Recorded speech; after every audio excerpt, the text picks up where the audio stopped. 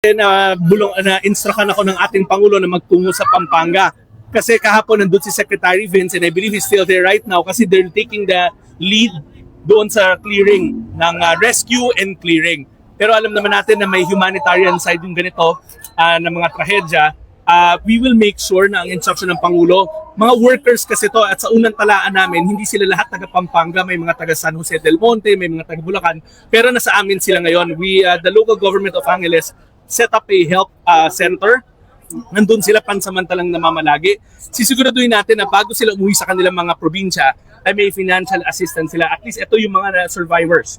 Now, yung mga kasamang palad, kung meron, hindi ko pa alam yung exact numbers, kung meron na nasawi, we will make sure na yung pamilya nila matulungan din. Pero at this time, I don't have the data because the LGU is the one that's supposed to publish the exact data. Basta ang nasa amin is around 20 families. Ito yung mga families ng workers in the site nung nangyari siya.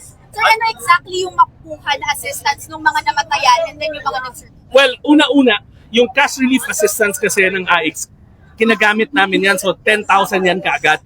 Kasi that gives them time to buy what they need to buy. Kasi di ba yung mga gamit nila nandun sa ilalim ng rubble, dito naman nasunog. Then afterwards, ang plano ng DSWD is sustainable livelihood assistance. Kasi kung nawala yung breadwinner,